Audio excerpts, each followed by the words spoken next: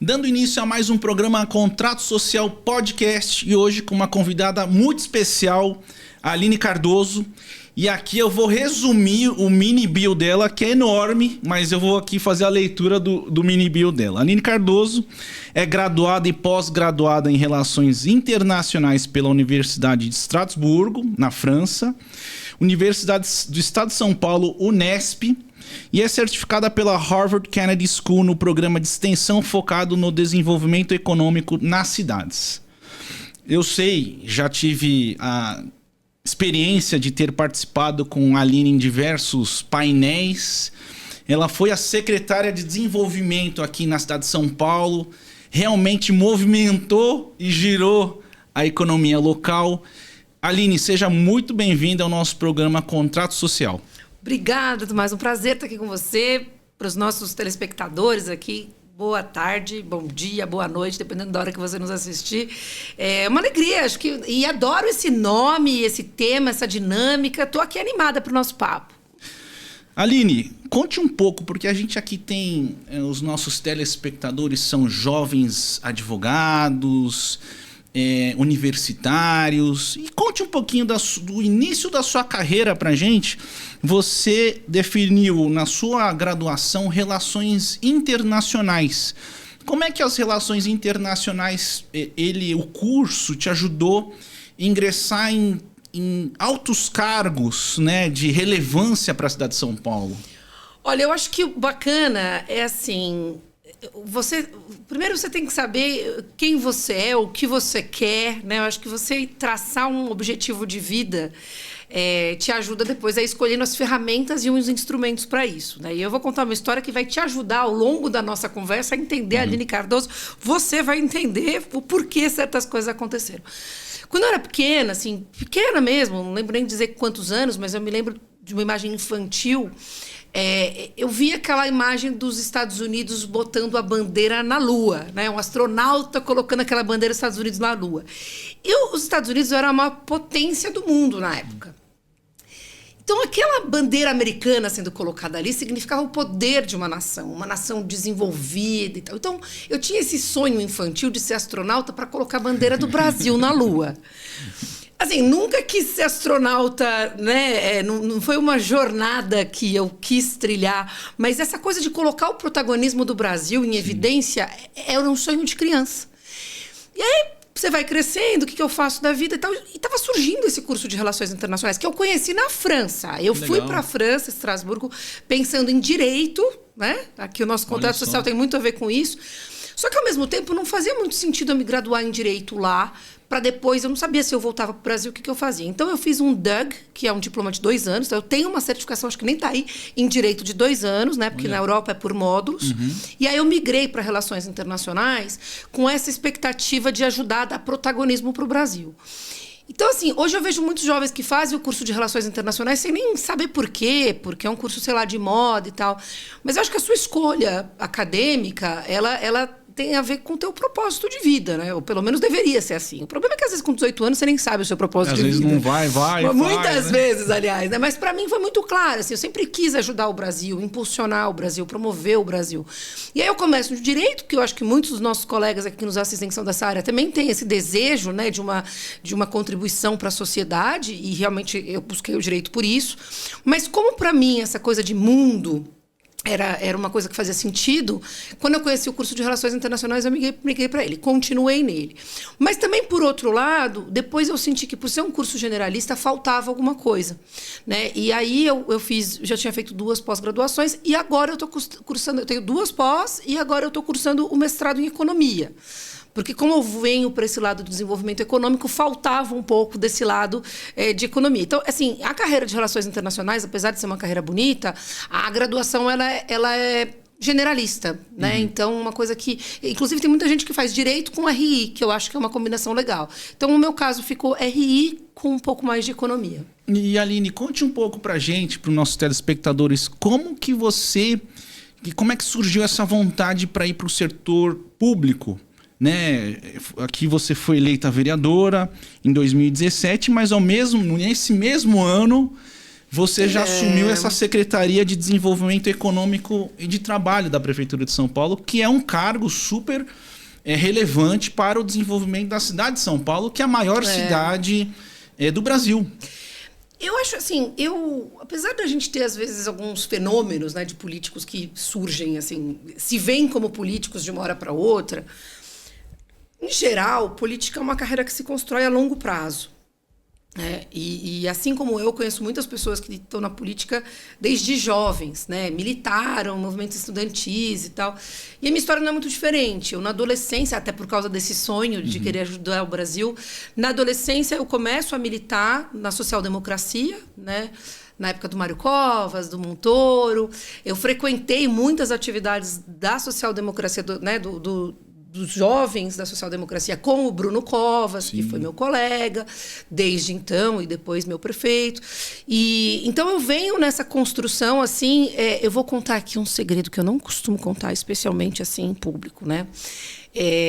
Não vou dizer quantos anos eu tenho, mas faz 30 anos que eu estou na política, eu comecei aos 15. Olha, então, tá bem fácil entender, né? Quer dizer, é uma boa parte da minha vida. E aí, assim, eu fiz cursos, eu participei de campanhas, eu assessorei vereador, né? Eu tive uma pessoa da minha família, meu pai, que teve cargo, mas eu sempre procurei não ficar à sombra dele, eu fiz a minha própria trajetória, né? Tanto é que eu nunca trabalhei com ele na política, eu trabalhava com outras pessoas. Então, foi uma construção, assim, eu fui subindo, Thomas, degrau por degrau, sabe? E aí, depois, quando eu volto da França, né, porque eu fiz a faculdade lá, eu fui ser assessora numa secretaria, eu trabalhei na Secretaria de Desenvolvimento Econômico do Estado de São Paulo. E depois primeiro você foi para o Estado? Eu trabalhei no Estado 5 anos, no desenvolvimento econômico do Estado, né? Já com temas muito parecidos com os temas que eu vim trabalhar depois. Aí eu fico um tempo no setor privado, fico 8 anos no setor privado, montei uma empresa de consultoria, o que foi muito bacana também, porque não dá para você falar sobre empreendedorismo, sobre desenvolvimento econômico, se você nunca sofreu as dores de um empreendedor. Sim, né? Sim. Então, eu sofri essas dores. Durante 8 anos, eu tive o meu negócio, né? Aqueles desafios do sistema tributário, da sua contabilidade, da gestão do RH. Sim, e tal. Então, hoje, tudo, né? Quer dizer, hoje, quando eu falo de apoio ao empreendedorismo, tendo tido essa experiência, é outra coisa. Então, aí, num determinado momento, eu veio impeachment, Lava Jato, sabe, um monte de problemas que o Brasil viveu ali, 2015, 2014, 2015. E aí eu falava assim, poxa, não é possível, a gente precisa de um país melhor, a gente precisa de políticos melhores, tal, não sei o que. Aí volta essa coisa de, bom, Aline, como é que você está falando isso se você não está fazendo a sua parte? E aí eu comecei a sentir uma necessidade de voltar. Só que aí eu já volto numa outra posição. Entendi. Tendo estudado no exterior, tendo tido uma empresa, tendo trabalhado no Estado e tal, aí eu volto como candidata a vereadora. E foi uma campanha dura, aliás, toda a campanha é dura, mas, enfim, não foi fácil. Eu fui eleita com 27 mil votos, só que se eu tivesse tido 700 a menos, eu não entrava. Entendi. Então, eu passei apertadinho, mas passei. E aí, era depois, no partido do PSDB? No PSDB. Eu fui eleita no mesmo ano que o Dória, né? Dória prefeito, Aline vereadora, e aí a gente assume, né? 2016 a eleição, a gente assume em 2017. E 6 meses depois, ele me convida para ser secretária. E aí fiquei de 17 a 24 ao começo desse ano. 7 anos como secretário, que foi um recorde. Sim. Né? E, Aline, conte um pouquinho dos desafios. Quais foram os trabalhos feitos dentro dessa secretaria? Porque eu acompanhei muito trabalho. Mas para os nossos telespectadores, assim, o que foi mais o trabalho mais desafiante para você assumir esse cargo e realmente desenvolver uma cidade que você tem assim, uma desigualdade social muito grande, né? Você tem as franjas da cidade de São Paulo, as comunidades, você tem o centro de São Paulo, você tem a Berrini, você tem a Avenida Paulista. Como é que você fazia todo esse trabalho de articulação também com as comunidades? Olha, eu acho que assim, né? Quando você pergunta o que foi mais desafiador, top number one, assim, hors concours, como se diz, foi enfrentar a pandemia. Né? Eu acho que isso, assim, eu até vou separar esse capítulo, Porque o período da pandemia, ele foi difícil para todo mundo, né? Quem está aqui nos assistindo viveu. Empresário, né? Não preciso explicar. Mas aí que tá. Você está numa posição de poder, com tomada de decisão, né? Ali no olho do furacão. Então, assim, eu estava na mesa que decidiu fechar, eu estava na mesa que fez os protocolos de reabertura. E a gente tinha momentos que não era fácil tomar decisão. Fecha, abre, escola, vacina, não, obrigação disso. E claro, né? A gente tinha o Edson Aparecido, era o secretário da Saúde, que tinha toda aquela coisa de preservar vidas. É óbvio que eu também queria preservar vidas. Mas eu comecei a ver o setor privado quebrando, as pessoas sendo mandadas embora. Sim. Então teve um momento daquele enfrentamento, né? Que virou uma grande polêmica, saúde versus economia, que é bobagem. As duas coisas são importantes, porque o que eu dizia, e acho que quem está nos ouvindo aqui vai entender, é que não adiantava você também fazer as pessoas ficarem em casa, perderem o emprego, não ter dinheiro para comer, entrar em depressão, tal. Então, assim, isso também era parte da saúde mental, da saúde financeira, da alimentação, da condição de se sustentar. Então, foi um período, assim, absolutamente muito difícil. Inclusive, eu brinco que eu era morena, a pandemia me deixou grisalha, foi um desgaste pessoal muito grande. Eu enfrentei todos os problemas que todo mundo enfrentou. Filho em casa, homeschooling, desafio, medo, perdas, sofrimento. Só que aí eu tinha que estar junto com o Bruno Covas e com um time. Assim, eu tinha que me colocar bem para tomar decisões para 12 milhões de habitantes. Então, sem a menor sombra de dúvida, foi isso. Agora, deixando esse capítulo à parte, que graças a Deus foi um momento excepcional e a gente espera nunca mais viver isso. Lidar com uma cidade de tantos contrastes, que tem tanta riqueza, tanta oportunidade, tanta diversidade econômica, mas que, ao mesmo tempo, tem miséria, tem pobreza, tem morador de rua, tem essas periferias, como você citou, assim, absolutamente vulneráveis, né? Então, assim, eu brincava, assim, que é uma bipolaridade, né? Porque você, de fato, lida com a Paulista, com a Faria Lima, com a Berrini, com investidor internacional, com startup bilionária, unicórnio, com isso aqui, e, de repente, com a Dona Maria, com o seu João, com o morador de rua e tal. Então, essa habilidade de lidar com as muitas São Paulos, né, com as muitas realidades, é uma coisa que eu acho que eu acabei conseguindo desenvolver, talvez por isso eu tenha conseguido ficar 7 anos, mas que exige do gestor público uma capacidade de inovar, de criar, de construir, de articular, que, enfim, eu acho isso muito bonito, eu tenho muito orgulho de ter conseguido fazer isso, e eu acho que, assim, para o gestor público que ama, né, a sociedade, ama pessoas, ama gente, esse tipo de desafio é um desafio bom. Porque a gestão pública tem outros desafios que não são legais, né? A burocracia, a escassez. O público tem muita escassez.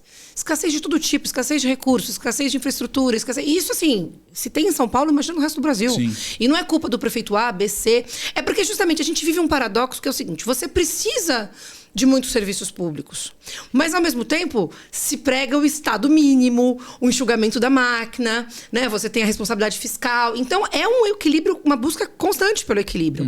Então, você ter a habilidade de lidar com isso é uma arte. Agora, é chato lidar com escassez. É ruim, ninguém gosta de lidar com escassez. Sim. Então, são problemas que você enfrenta que são ruins. Agora, este problema, né, do desafio da cidade tão... desigual, apesar de ser um problema, ele traz também uma satisfação para você, como gestor público, conseguir resolver essas coisas, né? Então, toda vez que a gente levava um curso para a periferia e que as pessoas se formam, aquele certificado, uma pessoa que muitas vezes, sabe, nem ensino básico não tem, o brilho no olho das pessoas, né? A gente fez, na minha gestão, 11 milhões de atendimentos. Eu brinco que são 11 milhões de degraus, né? Legal. Que é sempre um degrau que faz as pessoas subirem, um tijolinho. Então, assim, é uma construção de uma sociedade melhor. E isso eu acho que é muito gostoso, enquanto gestora pública, você poder ajudar a construir essa sociedade melhor. Aline, fala um pouquinho, assim, da inclusão digital. Exatamente, eu acho que vocês fizeram um trabalho bem bacana do TEIA, né? Daquele espaço nas comunidades, trazendo informática. Vocês fomentaram cursos e palestras com as startups também das periferias. Hightech. E como é que você vê essa inclusão digital e o tema de cidades inteligentes? Como é que você aborda isso? Como é que São Paulo está? Parece que existe até em outra cidade muito próximo de São Paulo, o Parque Tecnológico São José dos Campos. Eles têm lá um programa bacana de certificações. Você acha que São Paulo... Obviamente que São Paulo é uma cidade muito maior, com 33 subprefeituras, né? Todo esse grande desafio. Você acha que São Paulo caminha para esse tipo de cidade inteligente, para esse tipo de direcionamento de cidades inteligentes? Olha, eu acho que assim, eu visitei muitas cidades do mundo, né? Até por conta encontrei você em Lisboa. Num evento de tecnologia. No evento do Web Summit. No Web Summit, Então, assim, antes mesmo de ser secretária, eu, até pela carreira em relações internacionais, visitei muitos países, como secretária também. Então, assim, eu costumo dizer assim, eu gosto de desmistificar essa coisa de que uma cidade é melhor que a outra, um lugar é perfeito. Isso não existe. Assim, toda cidade tem suas características prós, contras, né? Suas qualidades, seus defeitos. Eu acho que São Paulo é uma cidade que está muito melhor, inclusive, do que cidades que a gente costuma elogiar, né? Mas, obviamente, também tem seus desafios, né? Quer dizer, a quantidade de ruas, semáforos, carros, a quantidade de coisa que tem para gerenciar numa cidade como São Paulo, ela é muito maior do que... Assim, só se compara com as cidades chinesas, né? Então, quando você vem assim com...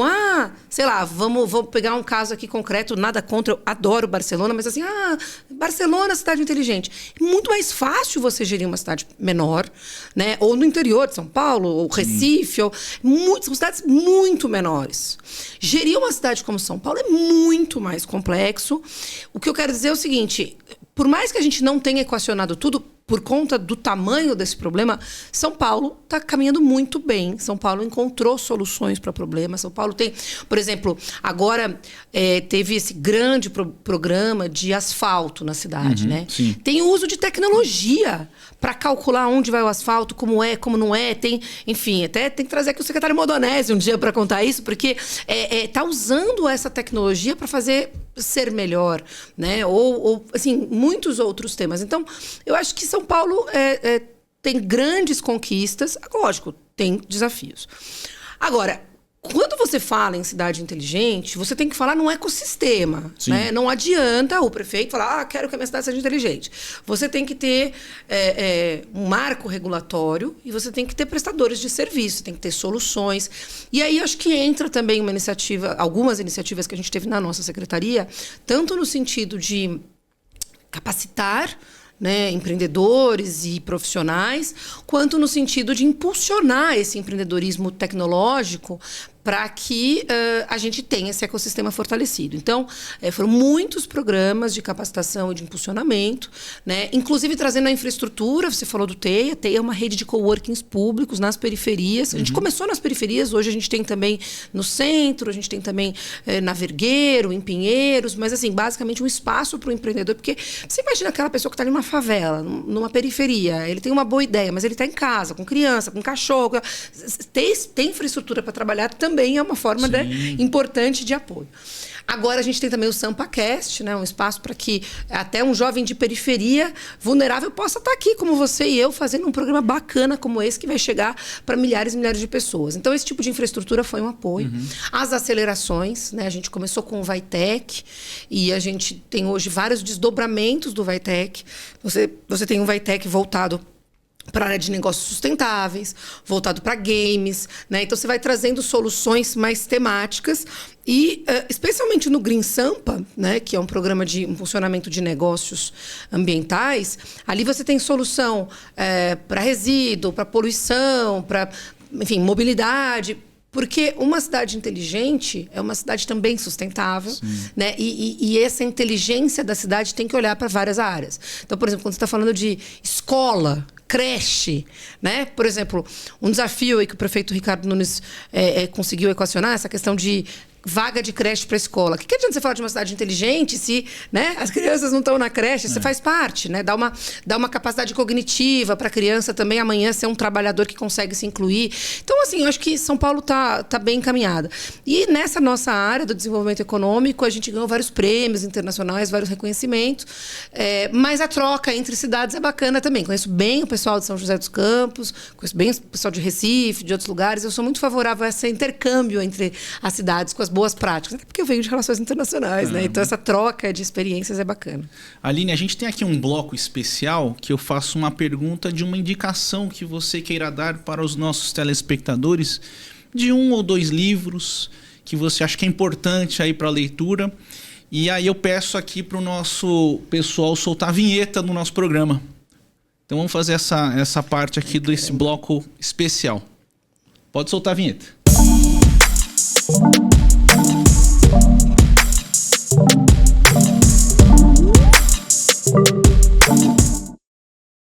Bom, dando continuidade aqui no nosso programa Contrato Social, hoje com a Aline Cardoso. Aline, quais são os livros que você indicaria aqui para os nossos telespectadores? Olha, eu li, acho que foi um pouquinho antes da pandemia, e aí reli depois, aquele livro do Harari, 21 lições para o século XXI. Eu acho que ele é um livro muito... Primeiro que assim, é quase um guia, né? De como se preparar para esses tempos que a gente está vivendo. Eu, na verdade, assim, eu não gosto muito de ficção, não. Eu gosto de livro que te traz muito para a realidade. E ali tem vários desafios da sociedade que são abordados. Claro que talvez até hoje tem mais coisa ainda para falar, né? Mas questões do futuro do trabalho, das profissões, né, de como as profissões estão se transformando. Questões da tecnologia e dos desafios que a tecnologia traz para a sociedade. Sim. Quer dizer, ela traz soluções, mas ela também traz desafios. Questões das mudanças climáticas e da sustentabilidade. Então, assim, eu acho que é uma coisa que abre bem a mente para a gente lidar com esses desafios. Acho que esse é o melhor, assim, que eu queria colocar aqui. E, Aline, puxando esse assunto que você traz sobre a economia 4.0...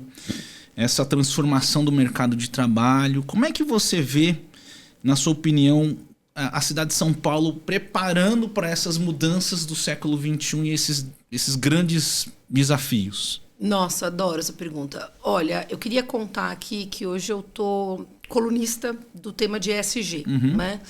Então, a gente tem uma coluna na Rádio Bandeirantes, ESG para valer. E eu acho que essa coisa do ESG... também, assim, sem florear muito, até porque tem que tomar cuidado com greenwashing e tal, mas, assim, basicamente é dizer que tem desafios que são responsabilidade de todos. Não adianta você pôr tudo no colo do governo. A prefeitura tem que resolver, o governo federal tem que resolver, o Estado tem que resolver.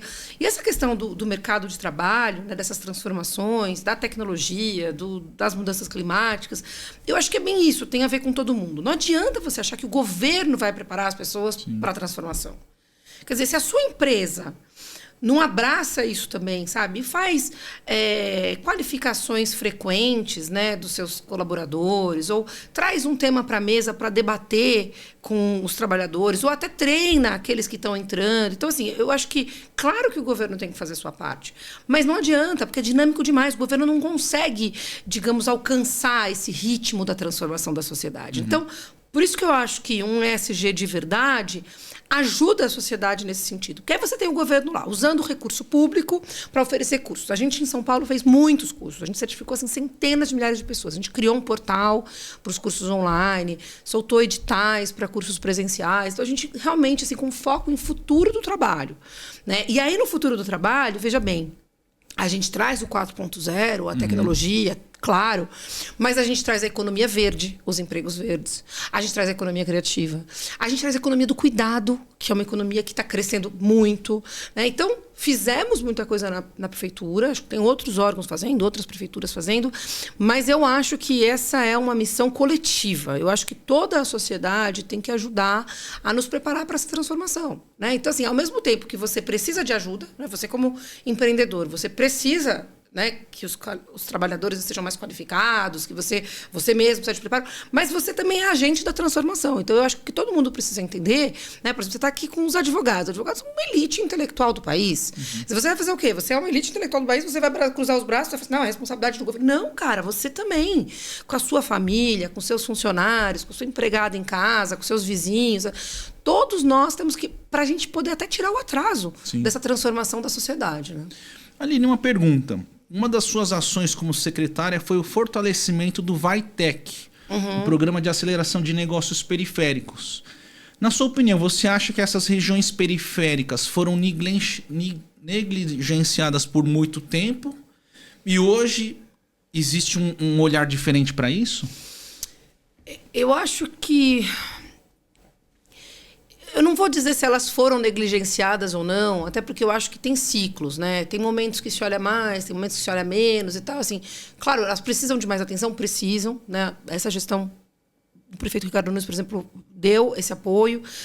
Não sabemos se o próximo vai dar, como é que é e tal. Então, você tem ciclos. Agora, o que eu acho que realmente não foi compreendido durante muito tempo e que hoje é a potência econômica da periferia. Uhum. Né? Então, tem até aí alguns que usam uma frase, né? Favela não é carência, é potência. Eu acho que isso hoje está claro. Você tem números, estudos, pesquisas que mostram o que é a potência da periferia. Eu sempre soube disso, né? Eu tenho uma família, aliás, a minha família é assim, eu tenho uma parte da minha família vem da Avenida Paulista e uma parte vem da Vila Brasilândia. Então, eu sempre tive um pouco desses dois mundos, que é aquilo que a gente estava falando, dessa São Paulo, né? Dessas duas São Paulo. Então, assim, eu sempre conheci essa potência da periferia. Por isso que quando eu viro vereadora e secretária, eu vou lá resgatar essa potência e vou atrás e vou fortalecendo e dando visibilidade. Mas eu acho que você tem uma média, né, da imprensa, dos empreendedores, das pessoas, de uma classe até dominante que nunca olhava para isso. Uhum. Né? Então, eu acho que assim, hoje existe esse reconhecimento, você tem cadeias de varejo, você tem muitos atores econômicos, inclusive, focados nisso.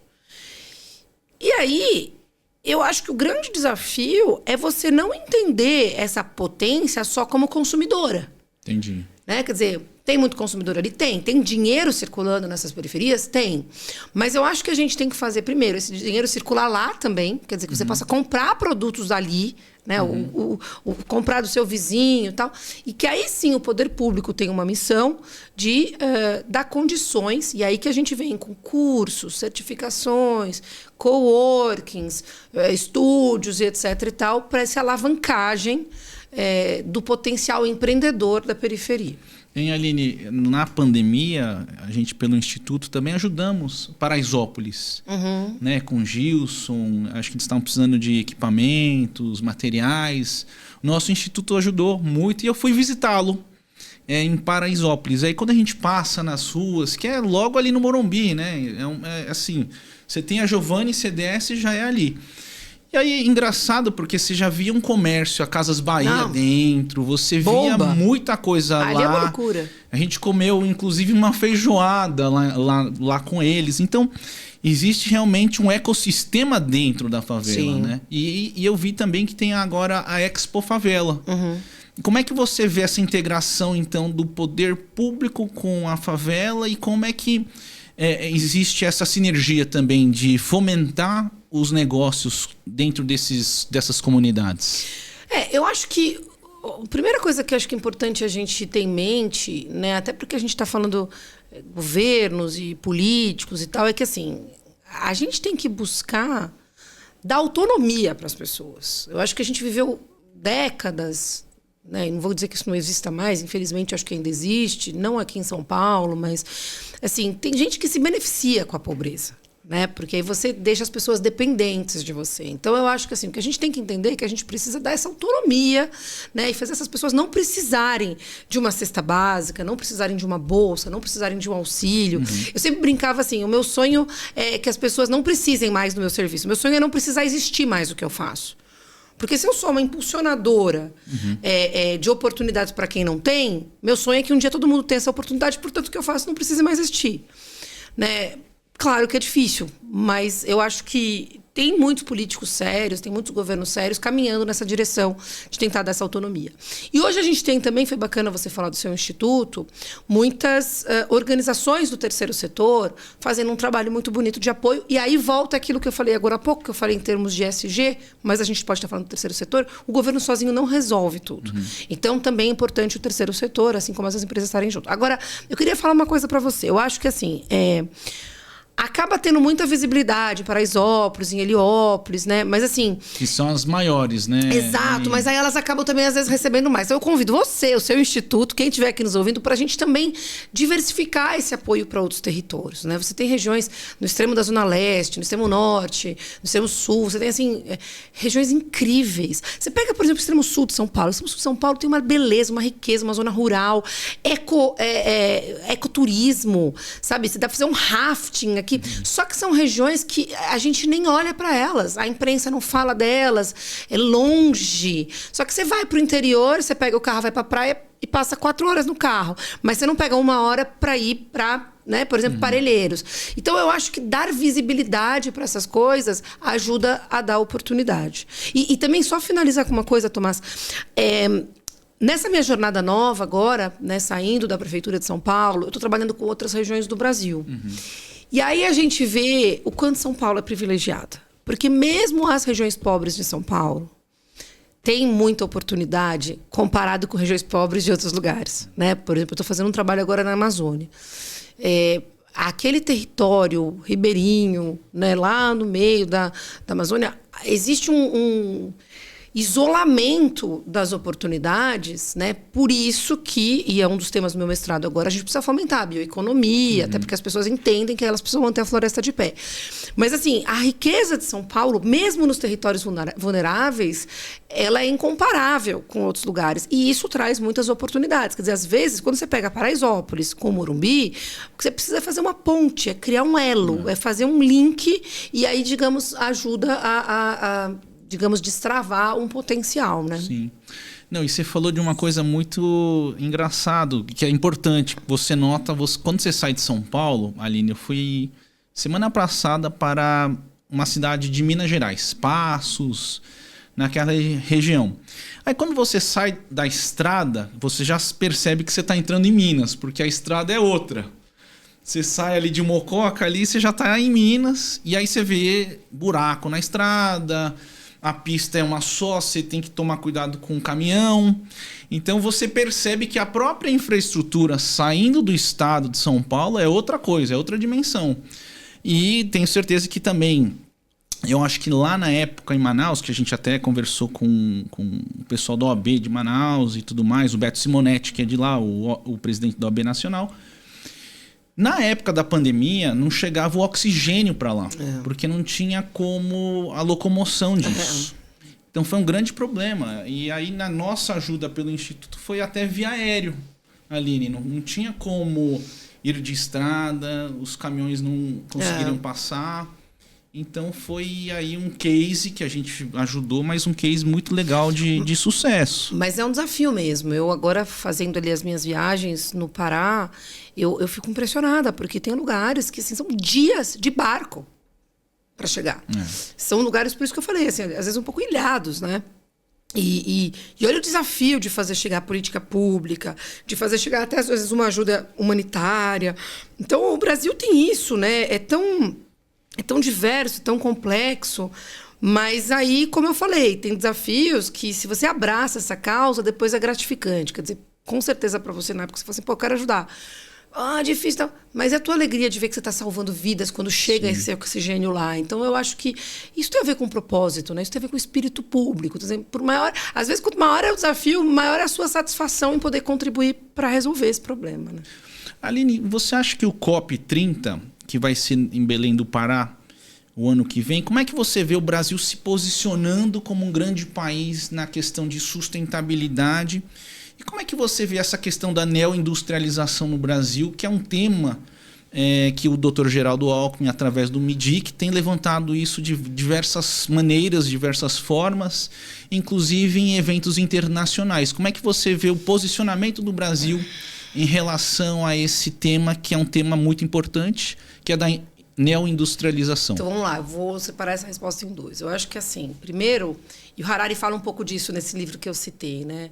essa questão da globalização, das indústrias que foram e tal. Assim, a gente vive... Quando eu fiz o meu curso em Harvard, que você citou aí, foi antes da pandemia e já tinha esse movimento de nearshoring, de você começar a reindustrializar alguns lugares, trazer mais para perto. Aí vem pandemia com alguns desafios, aí vem guerra da Rússia com a Ucrânia, né? Então, a geopolítica, né? Nunca foi uma coisa fácil, mas acho que a gente vive num momento hoje de muita reflexão. E isso traz oportunidades. O problema é que o Brasil já perdeu muitas oportunidades, né? Então, assim, eu não quero ser cética de forma nenhuma, mas eu acho que a gente tem que aprender com os erros do passado e, digamos assim, corrigir as rotas. Então, eu estou otimista com esse novo programa do Dr. Geraldo, mas eu acho que, assim, tem muita coisa para ser feita, né? Inclusive, a gente tem que lembrar que, assim, o Brasil, ele é um continente. Sim. Brasília não pode ficar longe, né, dos estados, dos municípios. Quer dizer, eu acho que uma política como essa tem que ser muito alinhada com os estados, com os municípios, né? A gente estava falando aqui no intervalo, os estados hoje têm mecanismos de atração de investimento. 20, 30 anos atrás isso não fazia. Se você não tiver os estados alinhados em buscar os investimentos que vão fazer com que essa neoindustrialização de fato aconteça, né? Ou se o governo federal não tiver, através também das relações federativas, não adianta fazer uma política em Brasília e isso não capilarizar. E aí tem que tomar cuidado, porque às vezes tem divergências políticas, partidárias, tal. Então, assim, eu estou otimista com essa nova política, mas eu espero que esse tipo de coisa, dentre outras, né, seja superado, esse tipo de problema seja superado para que chegue na ponta, chegue lá na cidade, chegue no campo, né?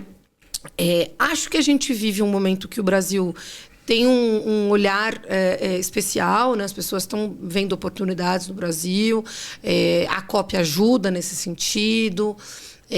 O fato do Brasil estar numa região do mundo que não tem esses conflitos, geopolítica, guerra e tal, né? E o mercado consumidor, então, assim, eu acho que tem tudo para dar certo.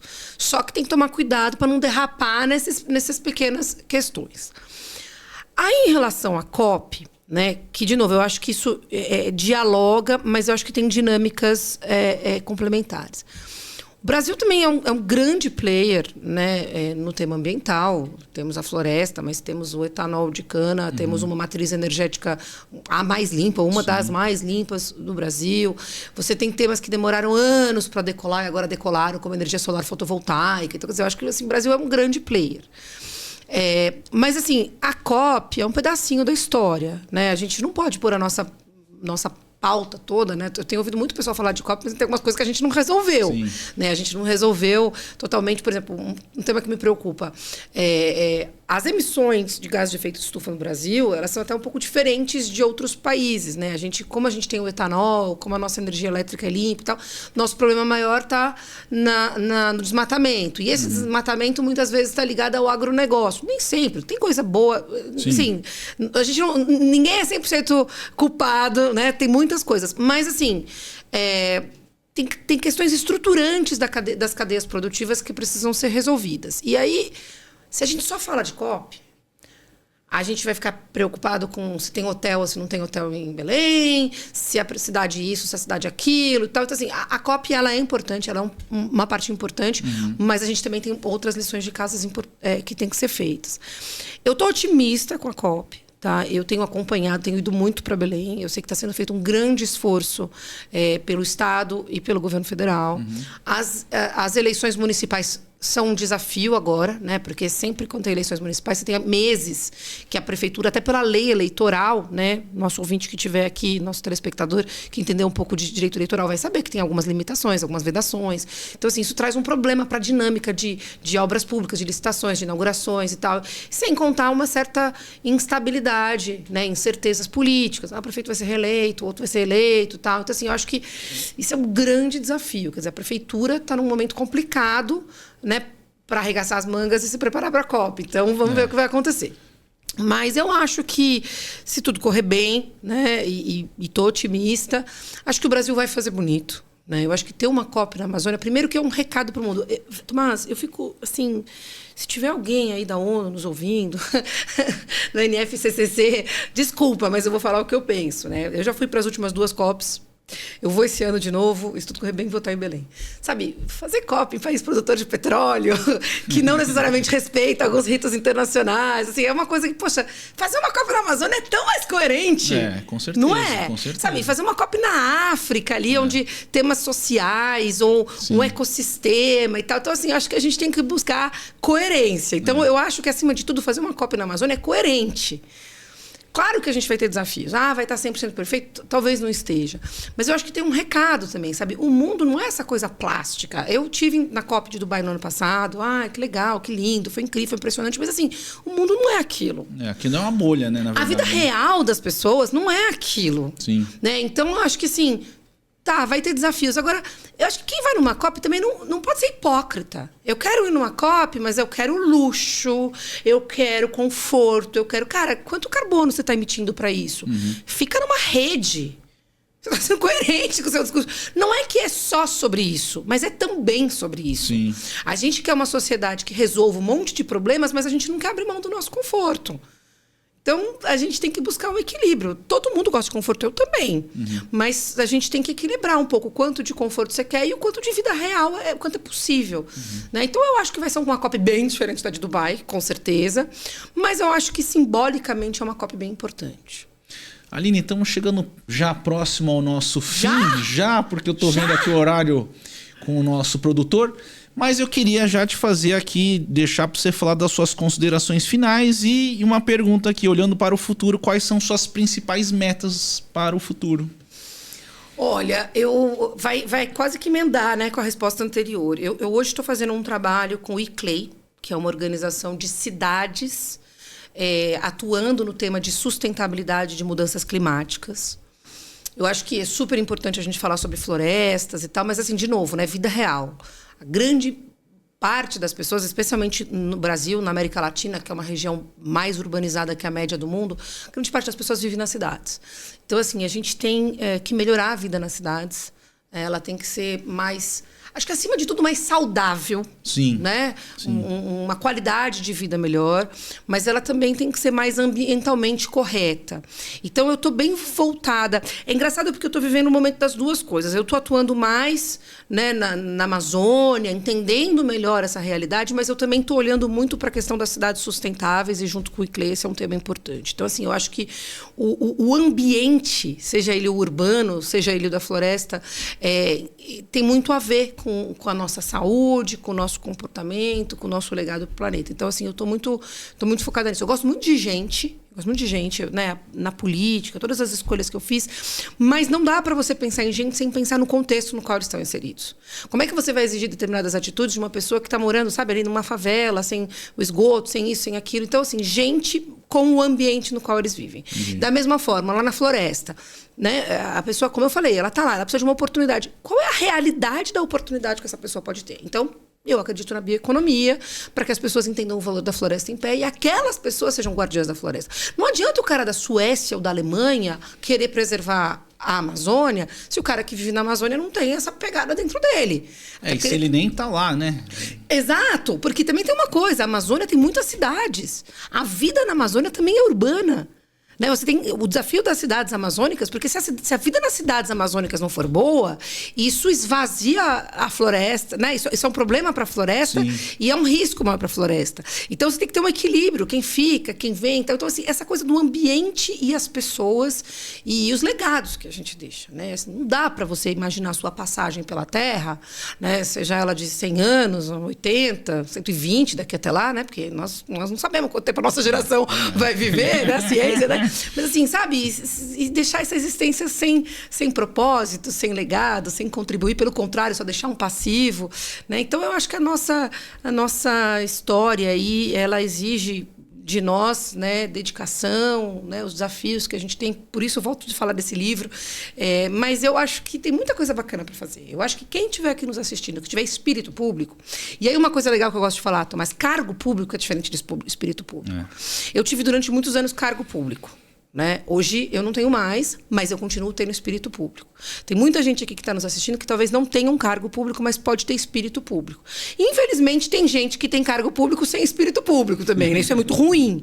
Mas eu acho que, assim, espírito público, sabe? É lutar por uma sociedade melhor, é fazer sua parte, é deixar uma contribuição para um mundo melhor. E não é só para abraçar a árvore, não. É até para nossa própria vida. É até um pouquinho egoísta, né? É até para minha vida ser melhor, para a vida dos meus filhos ser melhor. Né? É isso. Então, assim, não estou fazendo isso lá para o mundo lá fora, eu estou fazendo isso, né, para minha descendência também.